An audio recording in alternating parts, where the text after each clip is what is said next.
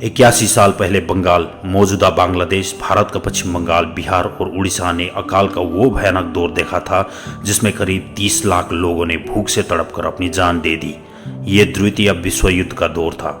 माना जाता है कि उस वक्त अकाल की वजह अनाज के उत्पादन का घटना था, जबकि बंगाल से लगातार अनाज का निर्यात हो रहा था। लेखक मधुश्री मुखर्जी ने उस अकाल से बच निकले कुछ लोगों को खोज उनसे बातचीत के आधार पर अपनी किताब चर्चिल सीक्रेट वॉर में लिखा है कि उस वक्त हालत ऐसे थे कि लोग भूख से तड़पते अपने बच्चों को नदी में फेंक रहे थे।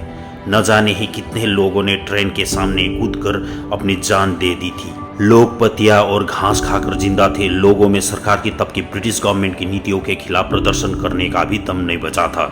इस अकाल से वही लोग बचे जो रोजगार की तलाश में कोलकाता चले आए थे, या वही महिलाएं जिन्होंने परिवार को पालने के लिए मजबूरी में वेश्यावृत्ति करनी शुरू कर दी। पर सवाल ये उठता है कि क्या ये अकाल प्राकृतिक था या मानव जनित त्रासदी? यह सिर्फ कोई प्राकृतिक त्रासदी नहीं था, बल्कि मानव निर्मित भी था। ये सच है कि जनवरी 1943 में आए तूफान ने बंगाल में चावल की फसल को नुकसान पहुंचाया था, लेकिन इसके बावजूद अनाज का उत्पादन घटा नहीं था। इस विषय पर लिखने वाले ऑस्ट्रेलियाई वैज्ञानिक और social activist doctor Gideon polio का मानना है कि बंगाल का अकाल मानव निर्मित होलोकॉस्ट था। इसके पीछे अंग्रेज सरकार की नीतियां जिम्मेदार थी। इस साल बंगाल में अनाज की पैदावार बहुत अच्छी हुई थी, लेकिन अंग्रेजों ने मुनाफे के लिए भारी मात्रा में अनाज ब्रिटेन भेजना शुरू कर दिया और इसी के चलते बंगाल में अनाज की कमी हुई। तो क्या इसके जिम्मेदार चर्चिल था?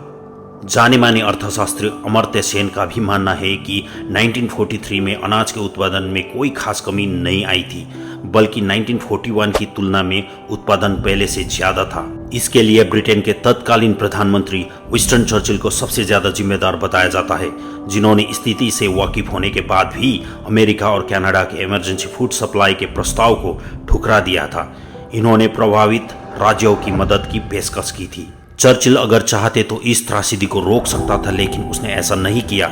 जब उनसे पूछा गया कि भारत में इतने सारे लोग भूख से तड़प कर मर रहे हैं तो आप क्यों कुछ नहीं करते, तो उसने जवाब में पूछा, गांधी अब तक क्यों नहीं मरा? पर आज तक ब्रिटेन ने कभी भी अपनी इस हरकत पर माफी नहीं मांगी। आज सारी दुनिया हिटलर को यहूदियों के होलोकॉस्ट के लिए जिम्मेदार ठहराता है, लेकिन क्या ये होलोकॉस्ट नहीं था?